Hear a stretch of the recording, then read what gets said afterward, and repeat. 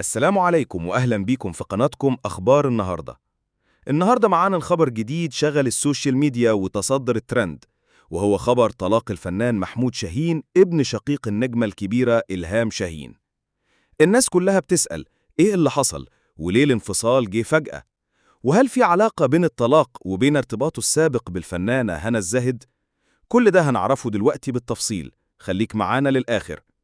محمود شاهين هو فنان شاب بدأ يلمع اسمه في السنوات الأخيرة، وهو نجل شقيق الفنانة الكبيرة إلهام شاهين، وده خلاه دايما تحت الأضواء.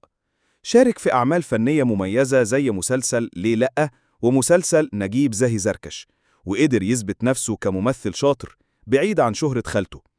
ومحمود شاهين كان متكتم جدا على تفاصيل حياته الخاصة، لكن مؤخرا تم الإعلان عن زواجه من فتاة من خارج الوسط الفني، والزواج كان في حفل بسيط ومحدود ومفيش صور كتير انتشرت، وده خلى ناس كتير ما تعرفش أصلا إنه اتجوز.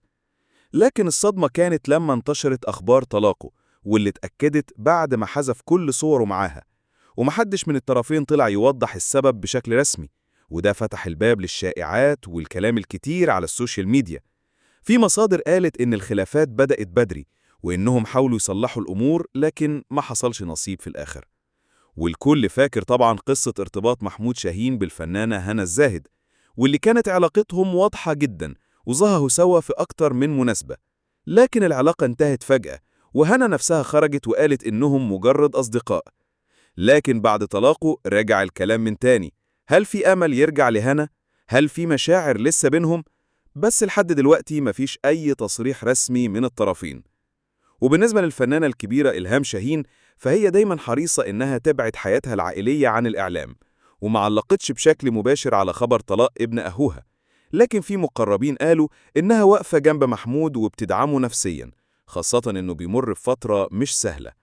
ورغم الأزمة الشخصية، محمود شاهين مستمر في شغله، وبيشارك حاليا في عمل جديد بيتم تصويره في سرية، وبيحاول يركز على فنه وينسى المشاكل. والمقربين منه بيأكدوا إنه ناوي يرجع أقوى من الأول. وفي النهاية الطلاق دايما بيكون تجربة صعبة، لكن الأهم هو إن الشخص يعرف يطلع منها أقوى. نتمنى للفنان محمود شاهين كل التوفيق في حياته القادمة، ونشوفه دايما ناجح في الفن والحياة. لو عجبك الفيديو ما تنساش تعمل لايك وتشترك في القناة وفعل الجرس علشان يوصلك كل جديد من أخبار النهاردة.